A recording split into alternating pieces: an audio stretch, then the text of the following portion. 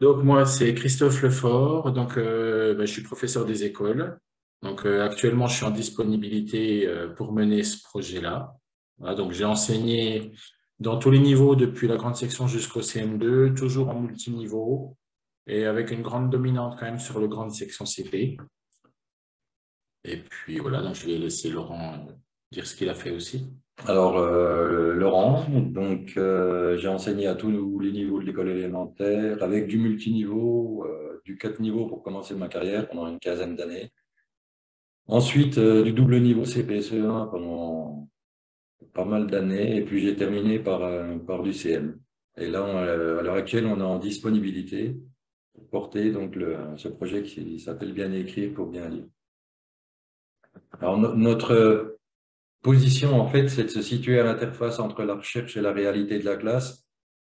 Et c'est de développer des outils qui tiennent compte des préconisations des différentes recherches et de les intégrer dans des outils euh, vraiment de terrain pour les enseignants en classe ou pour les parents qui souhaitent aussi en bénéficier. Voilà, donc le clavier métallo, donc pour ceux qui connaissaient avant, ça s'appelait l'appli lexiclique. Donc là, depuis le 1er décembre, on a fait une refonte. Donc maintenant, ça s'appelle le clavier métallo. Et donc c'est devenu un produit libre. Et puis une ressource libre. Et puis ça fait partie de plusieurs ressources. Enfin, c'est une des ressources qu'on a mises en place. Les autres sont sur notre site.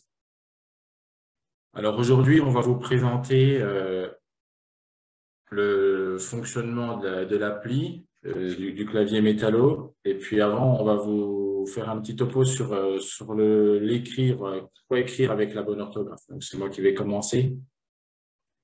Alors, si on parle d'orthographe à l'école élémentaire, donc on a l'orthographe lexicale et l'orthographe grammaticale. Donc, l'orthographe lexicale, donc c'est-à-dire les mots comme on les trouve dans le dictionnaire, hein, on va dire les noms au singulier, les verbes à l'infinitif, adjectifs masculins singuliers, etc. Et puis l'orthographe grammaticale, c'est tout ce qui va se faire en fonction des accords, toutes les marques liées aux accords, donc essentiellement les accords dans le groupe nominal et puis tous les accords sujets-verbes. Donc la différence entre les deux, c'est que l'orthographe lexicale, alors, je suis obligé d'admettre en même temps ce qui arrive, hein. Donc si vous entendez un petit blanc, c'est normal. Donc, en ce qui concerne l'orthographe lexicale, c'est pas quelque chose qui s'invente, c'est pas quelque chose, voilà, on a du mal à aller le chercher, d'avoir un raisonnement pour aller le chercher. Donc, on va plutôt le donner à l'enfant pour le décharger. Hein, donc là, on va vous montrer comment on fait. Alors, bien sûr, hein, on peut s'appuyer sur les familles de mots, etc. Mais ça reste quand même quelque chose, par exemple, si on est en CP ou en CE1, c'est quelque chose qui reste difficile encore pour les élèves. Donc, on va leur donner un accès à l'orthographe lexicale pour les décharger et pouvoir leur permettre de gérer l'orthographe grammaticale. Et là, l'orthographe grammaticale, il va vraiment y avoir une réflexion, comprendre comment ça marche et il y aura le rôle de l'enseignant pour aider les élèves à réfléchir et à maîtriser cette orthographe grammaticale. Alors, pour l'orthographe lexicale, je vais prendre l'exemple d'un mot. Par exemple, je vais prendre le mot bateau. Bon, le mot bateau, il existe sous deux formes. Il a sa forme orale, sa forme écrite. Donc, si on passe de la forme orale à la forme écrite, eh bien, on est dans une situation d'écriture. Donc, écriture, ça veut dire encodage, c'est-à-dire je passe de la chaîne de phonèmes à la chaîne de graphèmes correspondante, et puis tout en respectant l'orthographe qui est une norme. Et puis, dans l'inverse, si je passe de la forme écrite à la forme orale, ben là, je suis dans une situation de lecture. Donc, la lecture, c'est le décodage. Donc, c'est passage, c'est l'inverse, hein, c'est passage de la chaîne de graphèmes à la chaîne de phonèmes correspondante, tout en passant par le sens, donc la compréhension. Donc, ça forme une boucle. On sait très bien que la lecture et l'écriture se nourrissent l'un l'autre, hein, pour l'entrée dans l'écrit. Donc, nous, on va essayer de voir le fait d'écrire avec la bonne orthographe, ce que ça peut provoquer chez l'enfant. Donc, si je considère que je mène une séance en classe et j'arrive à faire écrire le mot bateau directement avec la bonne orthographe à mes élèves, qu'est-ce qui se passe? Eh bien, déjà, ils vont rencontrer la norme. Ils vont savoir il y a une façon d'écrire. Voilà, on n'écrit pas n'importe comment. Et ça développe chez eux une conscience orthographique. C'est vraiment de savoir que, voilà, quand j'écris un mot, il y a une façon de le faire et je ne peux pas faire n'importe quoi. Donc, quand il va écrire le mot bateau avec la bonne orthographe, qu'est-ce qu'il va faire? Ben, il va une première fois le mémoriser. Donc, ça ne veut pas dire que dès qu'il l'a écrit, il sait l'écrire, hein. Il faut le rencontrer plusieurs fois, mais le fait de fréquenter la bonne orthographe fait que ça rentre en mémoire plus profonde et il finit par mémoriser pour une longue durée. Donc, s'il a écrit le mot bateau avec la bonne orthographe et qu'il l'a mémorisé, on va avoir un double effet. Alors, déjà dans la situation d'écriture, ben, quand il aura besoin de ce mot-là, il va pouvoir aller le rechercher en mémoire parce que maintenant il le connaît, donc il va pouvoir l'écrire avec la bonne orthographe. Et puis, aussi, quand il sera en situation de lecture et qu'il va rencontrer ce mot-là dans une phrase, comme il l'a en mémoire, il va pouvoir le reconnaître directement. Il ne sera pas obligé de passer par une phase de décodage, ce qui va augmenter sa fluence en lecture. C'est pour ça qu'on parle de double effet. Et c'est vraiment important de prendre du temps pour écrire avec la bonne orthographe, parce que quand on apprend à écrire avec la bonne orthographe, ben non seulement on mémorise la bonne orthographe, donc on écrit avec la bonne orthographe, mais aussi on a un effet en lecture. Donc voilà pourquoi il faut inciter les élèves à écrire avec la bonne orthographe. Si j'augmente le nombre de mots que l'enfant peut écrire, si régulièrement je fais des séances dans ma classe où les enfants peuvent écrire avec la bonne orthographe, ben ce phénomène-là va s'appliquer à un nombre de mots de plus en plus grand, ce qui fait que voilà, l'enfant écrira, ce sera de plus en plus à l'aise pour écrire et de plus en plus à l'aise pour lire. Maintenant, si je prends le problème dans le sens inverse, donc, pas de panique, hein. Moi, je faisais ça dans ma classe quand j'avais des CP. J'étais tout content quand ils écrivaient en phonétique, parce que je trouvais qu'ils comprenaient le système. Le problème, c'est que quand on laisse les enfants écrire, par exemple, en phonétique, pas avec la bonne orthographe, ben, qu'est-ce qui se passe? Ben, ils mémorisent à chaque fois qu'ils écrivent un mot, il entre en mémoire. Donc, plus ils l'écrivent, ben, plus il entre en mémoire profonde. Et c'est comme s'ils développaient un langage parallèle, c'est-à-dire que ce qu'ils ont en mémoire quand ils apprennent, eh ben, ça ne correspond pas à ce qu'ils vont rencontrer en lecture. Donc là, qu'est-ce qui va se passer? Ben, chaque fois qu'ils vont vouloir écrire, ils vont aller chercher en mémoire les mots, donc ils vont aller les chercher en phonétique, puisqu'ils s'entraînent à les écrire en phonétique. Donc, en écriture, on va avoir une écriture qui ne respecte pas l'orthographe. Et puis en lecture, ben, ils ne vont pas retomber sur les gabarits de mots, sur les patrons de mots qu'ils ont en mémoire. Donc, ils ne vont pas pouvoir avoir cette reconnaissance directe dont j'ai parlé tout à l'heure. Et donc, ben, en lecture, ils vont être obligés de toujours passer par le décodage. Et donc, ça va rester dans une lecture qui est plus laborieuse parce qu'ils n'arriveront pas à les reconnaître directement. C'est pour ça que c'est important dès le départ, les recherches le préconisent vraiment de faire fréquenter la bonne orthographe le plus tôt possible aux élèves. Donc, nous, ce qu'on essaie de faire, c'est de développer le modèle qui est à droite sur votre écran. On ne fait pas du 100%, on n'arrive pas à faire du 100%, mais ça, c'est pas grave. Le but, c'est de se dire comment est-ce que je peux tous les jours, le plus possible dans ma classe, faire fréquenter la bonne orthographe à mes élèves. Et le clavier métallo est un moyen de le faire. Donc, maintenant, Laurent, il va vous montrer un petit peu comment fonctionne ce clavier-là. Voilà. Je vais récupérer. Avec ma souris. Alors, le clavier métallo, il est disponible. Attends, parce qu'il y a un truc qu'on n'a pas dit. Oui, donc pour ceux qui sont arrivés en cours, au départ, vous aviez un lien sur une solution qui s'appelle Zoho, c'est des webinaires. Et puis, le problème qu'on rencontre, c'est que quand on va sur l'appli, ben, il y a un décalage de quelques secondes. Donc, ça veut dire que ce que vous voyez à l'écran ne correspond pas à ce qu'on est en train de dire, qu'on a essayé de trouver une solution. Donc, c'est pour ça qu'on est en lien Zoho. Et puis, on trouve qu'après, s'il y a des questions, ben, vous pourrez, on va finir le déroulement. Et puis, s'il y a des questions après, ben, vous pourrez les poser de vive voix, parce que c'est pareil, dans la solution de webinaire, c'est que du chat. Et puis, ouais, c'est moins sympa pour nous. Ouais. Donc, voilà, on préfère discuter de vive voix si vous avez des questions. Donc, le clavier métallo, il est disponible en ligne sur ordinateur ou sur tablette. Donc, si c'est sur tablette, c'est hors connexion. Et donc là, il faut des versions, en Android, il faut des versions supérieures à 5.1 et puis en iOS, il faut des versions supérieures à iOS 9. Donc voilà, vous pouvez télécharger dans les stores, avoir ça à la maison pour les devoirs à la maison ou en classe pour les élèves. Donc là, je vais vous montrer sur la version en ligne, évidemment. Donc je vais aller directement sur notre site. Donc quand vous arrivez sur notre site, Vous avez ici, quand vous n'êtes pas connecté, une rubrique qui s'appelle Mon compte. Et quand vous êtes connecté, quand vous avez créé un compte, vous avez votre rubrique qui s'appelle Mon espace. Si vous allez dans Mon espace, alors vous allez avoir un petit peu l'univers métallo. Hein. Donc ici, sur cette partie-là, c'est la méthode de lecture. Et puis ici, vous avez donc le clavier métallo qui nous intéresse aujourd'hui. Si on veut accéder au clavier, donc c'est ici. Ici, vous avez des tutos. Et je vais vous expliquer aujourd'hui en détail un petit peu la même chose que ce que vous trouverez dans les tutos. Des inscriptions au webinaire, une personnalisation du clavier. Je vous montrerai un tout petit peu tout à l'heure, mais Bonjour, pas beaucoup. excusez-moi, on ne voit pas le partage d'écran, ne se fait pas. Ah oui, on n'a pas fait de Ah, partage. Ah, super. Ouais, on commence bien. Merci. ouais, de rien. Merci. L'écran Merci à vous. partagé. Je reviens ici. C'est OK, j'imagine? Ouais, OK, super, merci. Donc, ce que je vous disais, vous arrivez, donc là, on travaille en ligne. Hein. Alors, il y a des enseignants qui l'utilisent en vidéoprojecteur. Il y en a, pareil, hein, il y a des parents qui l'utilisent à la maison sur tablette, etc.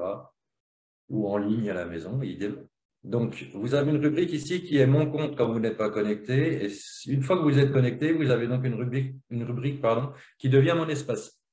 Et donc, dans votre espace, vous allez tout retrouver, l'univers métallo. Donc, cette partie-là qui est dédiée à la méthode de lecture et d'écriture. Et je précise bien méthode de lecture et d'écriture, hein, parce que c'est sa spécificité, c'est de faire lire et écrire les élèves avec la bonne orthographe dès le début du CP.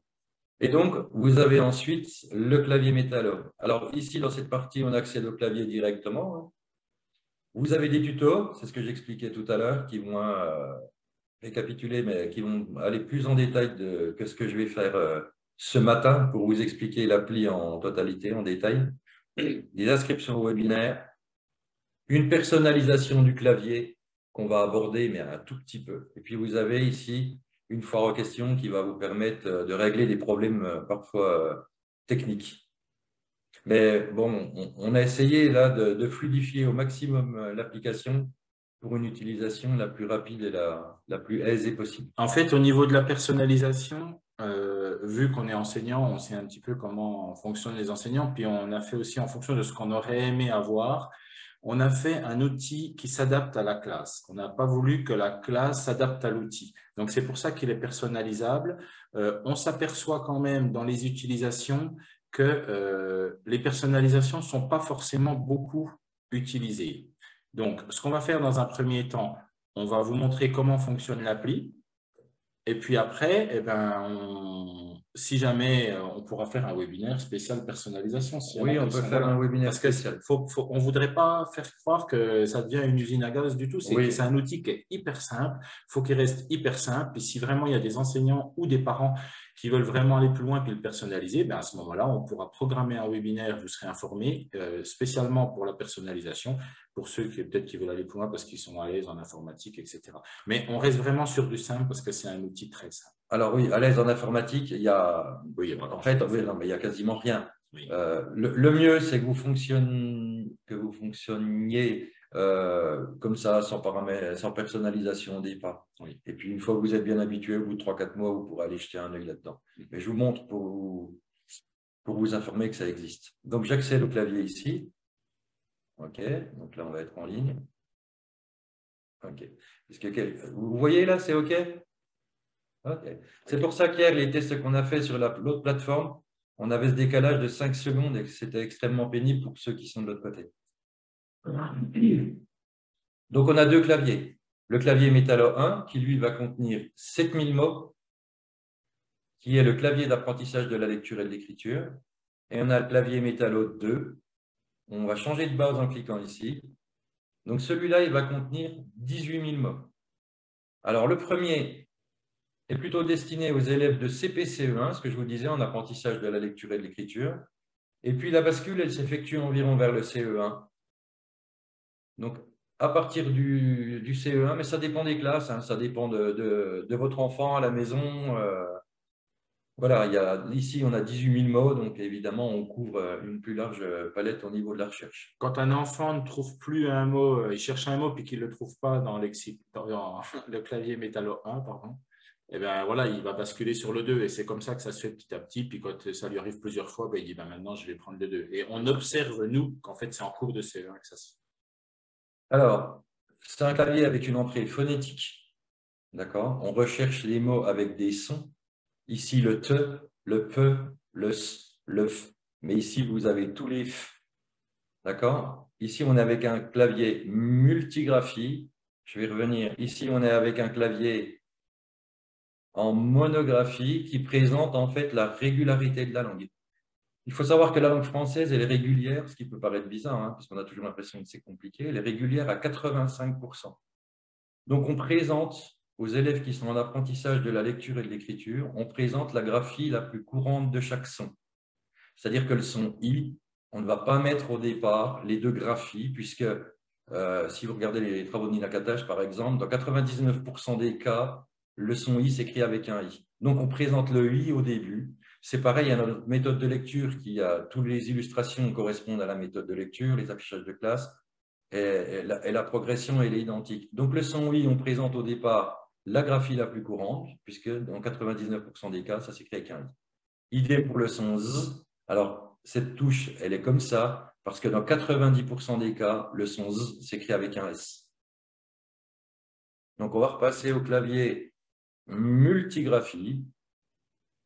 Donc, ce que je vous disais, on encode des sons pour trouver les mots, donc les sons de la langue française, les te, les pe, les se, les f, les a, les ou, etc. Et puis en bas, vous allez avoir des touches doubles, parce qu'on a des prononciations régionales intantinées différentes. Les et, est. Alors nous, dans le Doubs, on est à côté de la Suisse, on a un petit accent. Hein, on ne prononce pas vélo de la même manière dans le sud de la France, ou dans le nord, ou dans l'est, ou chez nous. Voilà. Les o, o, les e, j'ai même du mal. Et les 1. D'accord? Et ça, le but, c'est que l'élève soit autonome pour trouver l'orthographe de son mot. Alors maintenant, là, je vais vous montrer comment on va se débarrasser de toute l'orthographe lexicale, ce qui va permettre à l'enfant de se concentrer sur l'orthographe grammaticale. Alors, se débarrasser de l'orthographe lexicale, comme a dit Christophe tout à l'heure, évidemment, on peut utiliser les familles de mots, etc. Mais vous, comme moi, quand on ne sait pas écrire un mot, qu'est-ce qu'on fait? Ben, on va le chercher. Alors, on va certainement plus le chercher dans un dictionnaire ou très rarement, mais on va utiliser son téléphone. Sauf qu'un élève, il ne va pas utiliser un téléphone. Et puis, si on va sur Google, par exemple, si l'élève va sur Google, s'il cherche le mot pharaon avec un F, ça existe. Et canapé avec un K, ben, il le trouvera dans Google parce que c'est un modèle de chez Ikea. Donc, lui, il n'est pas capable de trier cette information. L'avantage du clavier métallo, c'est de trier l'information très rapidement pour l'élève. Donc, je cherche un mot, j'encode des sons. On cherche le mot voiture, donc je fais voix, what, et je vais trouver l'orthographe de mon mot. Dans 85% des cas, on va être en 3 clics et 4 clics. Et puis, dans quelques rares cas, on va monter un peu plus haut. Si je cherche un mot plus compliqué comme spaghetti, j'encode toujours des sons. Spa. Et je vais trouver l'orthographe de mon mot. Et tous les mots, on les trouve à cette vitesse-là. Si je cherche un mot très compliqué, si je veux écrire par exemple le mot orchidée, donc je vais encoder or, orc, et je vais trouver mon orchidée. Alors là, j'attire votre attention sur une chose. Si vous utilisez avec votre enfant, avec vos élèves, le clavier métallo, ne les laissez pas recopier avec la page de résultats devant eux. Nous, ce qu'on préconise, c'est qu'ils mémorisent, de revenir au clavier de départ, et puis ensuite d'écrire. Ça fait partie du processus d'intégration de l'orthographe. Mémorisation, écriture. Alors maintenant, si on cherche par exemple un mot, si je cherche le mot pneu par exemple. Alors, pneu. Donc, je vais trouver mon pneu, pas de problème. Mais si je suis dans le sud de la France, ils ne disent pas un pneu, ils disent un pneu. C'est quelque chose dont on a tenu compte dans les prononciations. Et je vais aussi trouver mon pneu. De la même manière, si je cherche un chewing-gum, il y en a qui le prononcent de plein de manières différentes. Là, tu vas mettre Le mot chewing-gum, si je le cherche, je peux le trouver à chewing-gum, je vais le trouver. Mais il y en a qui le prononcent chewing-gum, donc je peux le trouver à chewing-gum. Il y en a qui vont le trouver à chewing-gum, etc. En fait, on a tenu compte des prononciations des élèves et puis on a rentré les mots, découpé les mots en fonction de ces prononciations. Après, on n'accepte pas tout. Si vous avez par exemple un élève qui écrit le mot gâteau et qu'il fait ceci,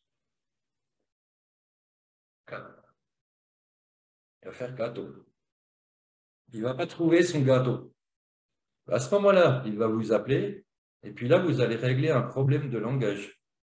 Et on s'est aperçu, parce que c'est un outil qui a été testé auprès de 2500 élèves, qu'on a un renforcement de la conscience phonologique. En brassant les sons de manière très régulière, ces confusions de sons, elles disparaissent extrêmement rapidement. Donc là, je vous ai montré sur le clavier 1 comment on recherche, sur le clavier Métallo 2. Alors, sur le clavier Métallo 1, c'est exactement la même chose, sauf qu'on est en clavier monographie. Donc, si je cherche, je ne sais pas, grandir, voilà. Je vais toujours trouver mes mots à cette même vitesse. Donc là, on vous montre comment l'élève peut avoir accès à l'orthographe de manière extrêmement rapide, et puis c'est un outil. Il reste quelques secondes sur cet outil pour aller ensuite écrire. Donc là, on vous a montré, alors, une des préconisations de la recherche aussi, c'est de faire corriger dans la même unité de temps. C'est-à-dire que l'enfant ne doit pas repartir en ayant un mot qui soit mal écrit, parce qu'après, il va être mal mémorisé. Et plus on attend, la recherche, elle montre que plus on attend, plus c'est difficile à déloger. Alors vous, comme moi, vous avez certainement des mots qui vous enquiquinent à écrire. Hein, moi, j'en ai quelques-uns. En fait, ils ont été mal mémorisés et plus on attend, plus c'est difficile à déloger. Donc, en donnant cette orthographe très rapidement, on va justement leur faire fréquenter les bons patrons et puis ça va leur servir tant en écriture qu'en lecture. Alors maintenant, je vous ai montré là comment on traite de la partie lexicale. Il faut que je vous montre une petite chose aussi. Vous avez une touche qui va venir ici s'allumer, on va dire, avec un drapeau. Ça, c'est pour les mots qui ont un encodage court. Si je cherche le mot, par exemple, loup, j'encode loup, j'ai terminé. Dans ce cas-là, j'appuie sur la touche drapeau. Et là, ça m'indique la page de résultats. Alors, vous avez vu, on est sur le clavier d'apprentissage de la lecture et de l'écriture. Je vous expliquais qu'ici. Alors, juste, je vais préciser une chose. En fait, donc la prise en main, il ne faut pas s'inquiéter pour l'enfant, elle est très rapide, ils sont bien meilleurs que nous encore pour ça. Et donc, ils vont trouver leurs mots quasiment à chaque fois.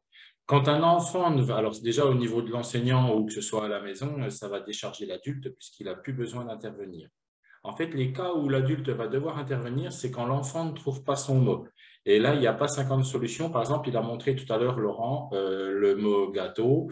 Eh bien, si par exemple l'enfant en CP ou en CE1 confond le que et le ge parce que ce n'est pas encore posé, donc il va encoder gâteau, mais pour lui, il encode gâteau parce qu'il confond ces deux sons-là. Donc, il va arriver, il va dire « je ne le trouve pas ». Donc, il va venir, il va dire « je ne trouve pas gâteau ». Dans ce cas-là, on le fait revenir, on lui dit « vas-y, cherche le voir gâteau ». Et ça nous permet d'identifier tout de suite l'erreur. Tout de suite, on voit son erreur. Donc là, on va le corriger dans la même unité de temps. On va lui dire « voilà, là, tu confonds deux sons. Au début de gâteau, on entend « g ». Toi, tu entends « donc c'est que tu ne fais pas la différence entre ces deux sons-là, etc. » Ça a été mesuré sur le travail qu'on a fait. L'étude IFE de lire-écrire au CP, elle a montré qu'en fin de CE1, il y a 88% des élèves qui écrivent phonétiquement sur la cohorte qui a été évaluée. Nous, avec les enfants qui ont utilisé le clavier en classe, on a en fin de CP, donc un an avant, on a 96% des élèves qui écrivent phonétiquement correctement. De quoi ça vient? Ça vient du fait qu'en utilisant le clavier, eh bien, ils peuvent corriger leurs erreurs tout de suite. Parce que si on laisse l'enfant, imaginons on n'utilise pas le clavier, l'enfant qui confond le que, eh ben, il va écrire Kato, il va poser son cahier, il a écrit Kato, donc pour lui, ça s'écrit comme ça. Et on n'a pas remis en question son essai d'écriture. Alors que là, l'outil va lui permettre de remettre en question puisqu'il ne va pas le trouver, donc il va être obligé de chercher d'où vient l'erreur et il va identifier son erreur. Donc il va la faire une fois, deux fois, trois fois et après, elle sera réglée parce qu'il saura faire la différence entre ces deux sons-là. Voilà, donc c'est vraiment une force. C'est de l'orthographe, mais en premier lieu, c'est aussi de la conscience phonologique qui se développe vraiment fortement. Dans un premier temps, c'est une conscience phonologique et très rapidement, c'est une conscience orthographique. Vous savez, les élèves, les enfants, ça ne les gêne pas d'écrire avec des fautes, hein, parce qu'en fait, ils ne maîtrisent pas les codes.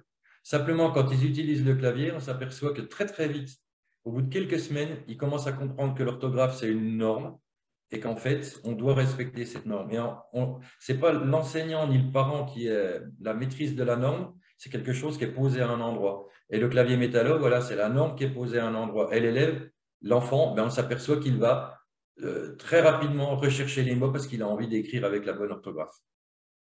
Donc, toute cette partie lexicale dont je vous ai expliqué, vous voyez, on la traite en totalité. Et puis, on a tout ce qui est partie grammaticale.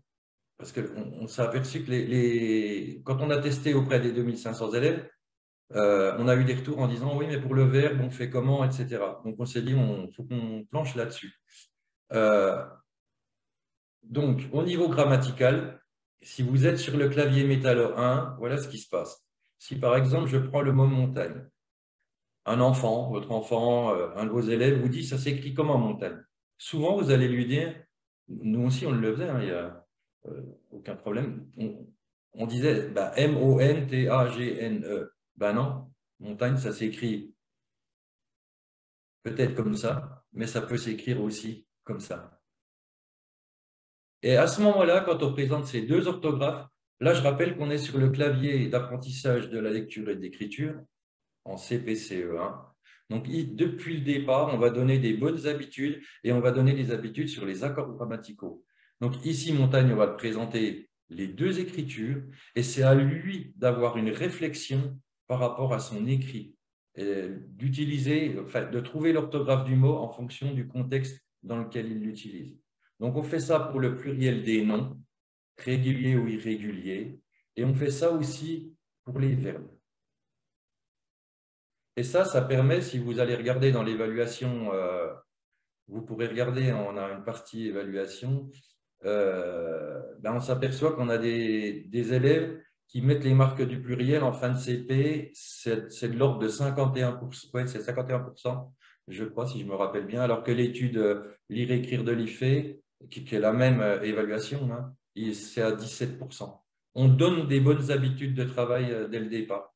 En fait, ça ne veut pas dire que tous les enfants, on va dire en fin de CP, ça ne veut pas dire que tous les enfants maîtrisent ça correctement en fin de CP, mais ils sont ouverts à ça, ce qui fait déjà que quand on vient vers eux, par exemple, si on veut leur faire mettre le S à la fin pour le pluriel du nom, il sait de quoi on parle, même s'il n'a encore pas le réflexe de le faire. Quand on vient vers lui, il sait exactement de quoi on parle. Donc après, ça s'installe. Puis suivant l'enfant, ben, ça met plus ou moins de temps à vraiment s'installer. Mais l'important, c'est de les ouvrir parce que, comme a dit Laurent tout à l'heure, en fait, quand on mémorise quelque chose, eh ben, plus c'est mémorisé depuis longtemps, plus c'est difficile à enlever. Alors là, si vous êtes enseignant ou parent, vous allez sûrement comprendre ce que je vous dis là.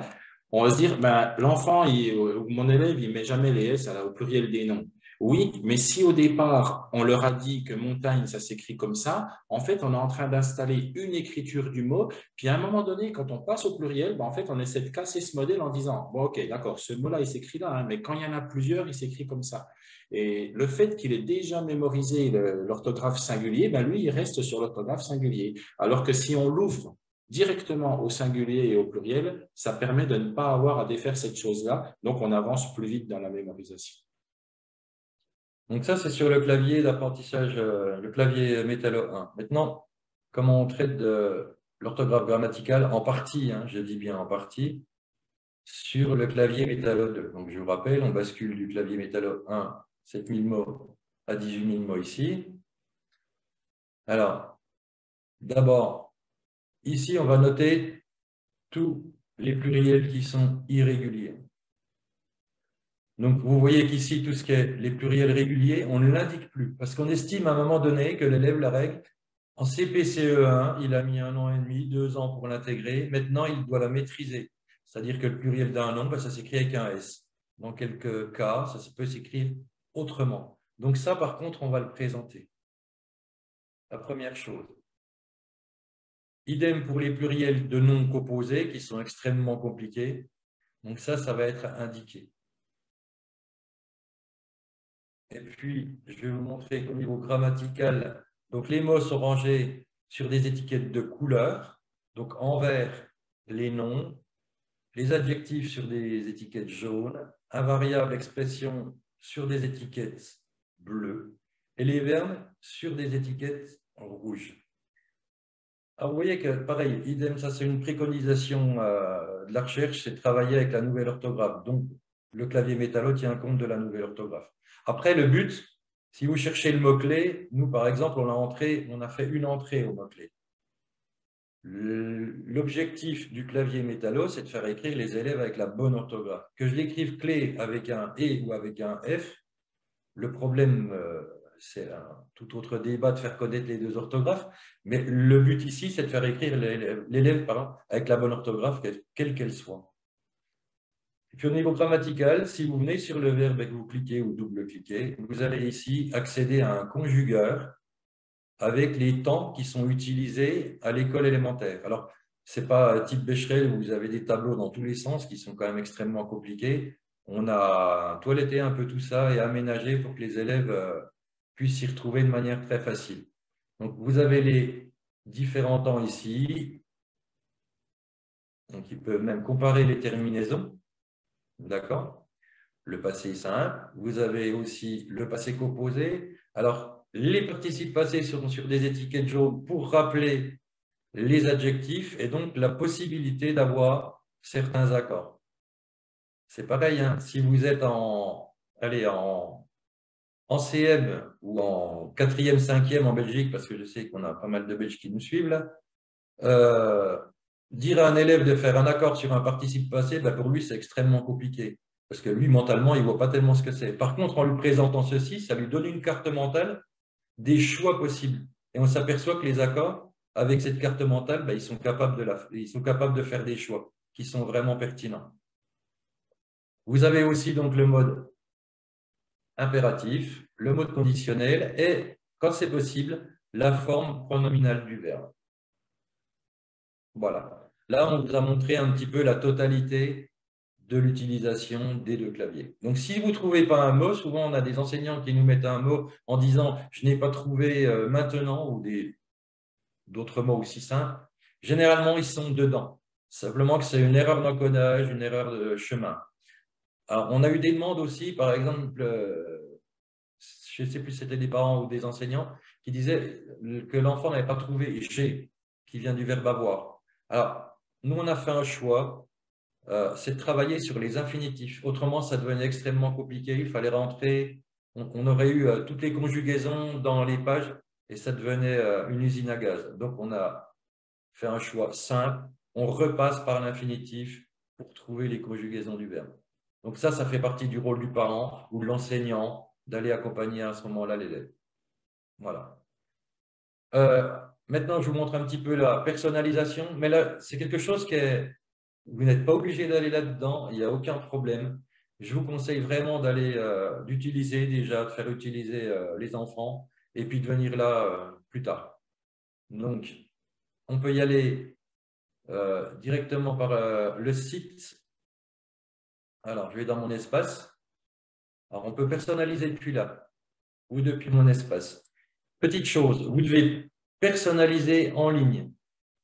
C'est-à-dire que c'est obligatoirement sur ordinateur ou sur tablette connectée. On ne peut pas personnaliser sur l'appli qui est téléchargée. Donc, vous devez reprendre votre compte et venir personnaliser ici. Donc, je personnalise les claviers. Donc, vous voyez qu'on peut personnaliser le 1 et on peut personnaliser le 2. Donc, moi, je vais choisir de personnaliser le premier. Alors, Christophe a parlé de compétences informatiques. Il a besoin d'aucune. c'est vous faites n'importe quoi, vous réinitialisez, vous enregistrez, vous êtes revenu à zéro. Donc, c'est extrêmement simple. Donc, on peut personnaliser le clavier, on peut personnaliser les pages de résultats, on peut personnaliser aussi le conjugat. Donc, sur le clavier, vous savez, on est sur le clavier d'apprentissage de la lecture et de l'écriture. Et bien, par exemple, si on travaille en CP aujourd'hui sur le son et on va apprendre aux élèves que ça peut s'écrire avec un F, avec PH ou avec deux F, vous allez pouvoir venir faire évoluer votre clavier avec la progression de votre classe. Et je vais pouvoir choisir la touche qui montre aux élèves les différentes graphies. Alors, tout ça, ça suit la méthode de lecture et d'écriture Métallo. Hein, vous allez retrouver ça dans le guide pédagogique. Alors, c'est une méthode de lecture et d'écriture qui fonctionne toute seule, mais on peut ajouter le clavier Métallo par-dessus. C'est tout détaillé dans le guide pédagogique. Et puis, vous allez pouvoir faire évoluer votre clavier petit à petit comme ça. Donc ici, je vais enregistrer ceci. On peut venir changer. Alors, vous irez jeter un œil si ça vous intéresse. Si dans votre école, vous avez les noms qui sont en bleu, bah, vous pouvez les mettre sur des fonds bleus. Vous pouvez passer de l'écriture script à l'écriture cursive. Ou même s'ils font des mots croisés, ou si vous êtes un enfant qui a une grande section de maternelle, sur de l'écriture capitale. Alors moi, je vais choisir de rester en... Je vais prendre cursive. Donc, je vais venir enregistrer. Et puis, le conjugat, vous pouvez choisir soit de l'activer ou non.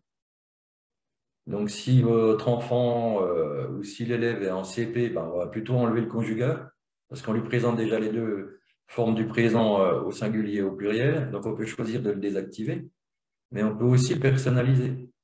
S'il travaille, par exemple, aujourd'hui uniquement le présent, donc je peux garder uniquement le présent.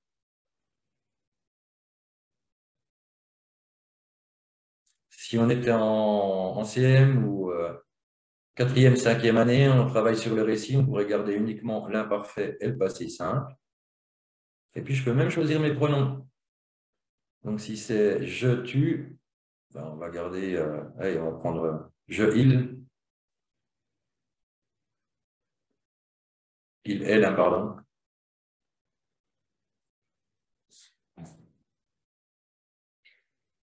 Voilà, donc là, j'ai personnalisé, j'enregistre.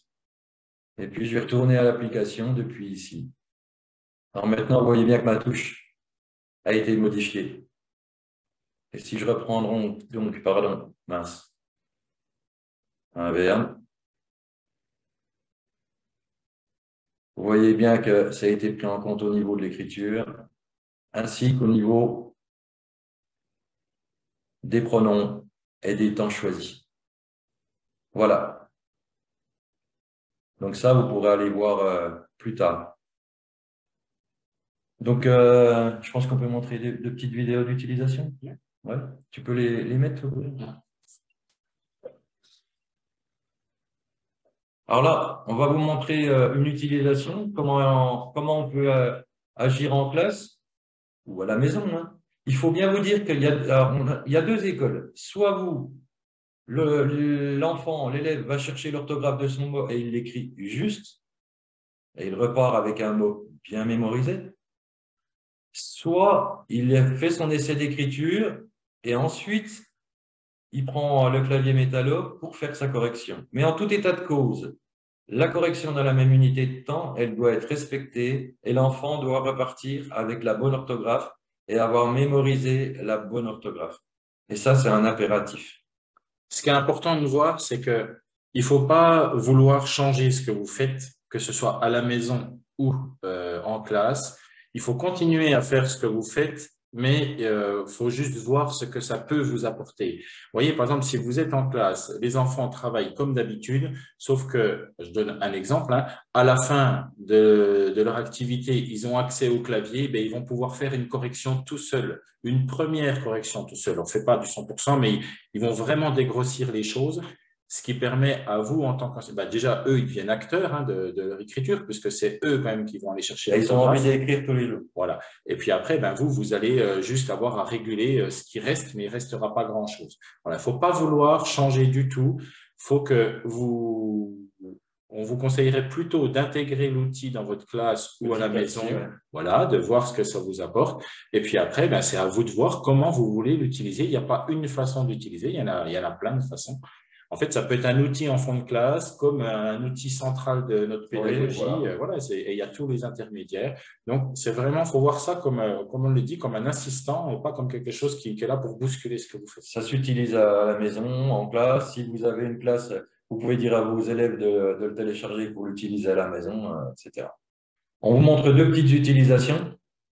Alors, attends, parce que Ça, c'était des tests. Attends, parce que Donc ici, c'est un atelier de lecture en CE, deuxième, troisième année en Belgique et Canada. Voilà, je vais ouvrir la vidéo aussi. Ouais.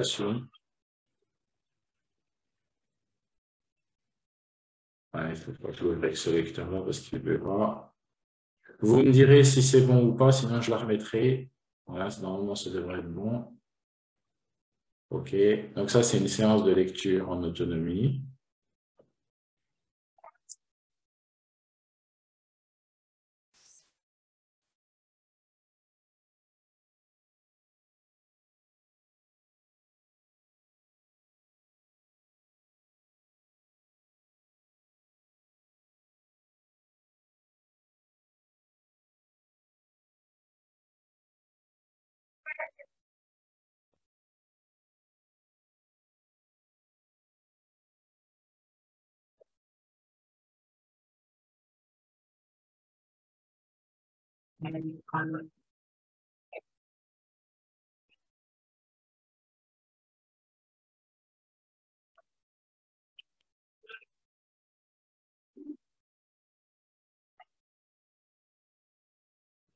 Par contre, vous avez vu, c'est l'ancienne version hein, de l'appli. C'est quand c'était encore l'appli. Oui, c'était dans les tests. Vous avez vu, il garde ce que je vous disais tout à l'heure. Le mieux, c'est de mémoriser le mot et de revenir au clavier de départ. Oui, et puis je vais vous mettre l'autre. Donc là, c'est une séance de sciences. En cycle 3. Oui, en C. Ça doit être CE2, CM1 ou. Tu dis peut-être comment ça s'est passé avant? Oui, donc il y a eu une séance de langage avant. Où on a travaillé sur les os du squelette et les articulations pour les identifier. Donc, c'était une séance de langage. Et puis après, ben, les élèves passent à la séance d'écriture où ils doivent légender tout seuls. Donc, on vous montre. Alors, il y a deux versions.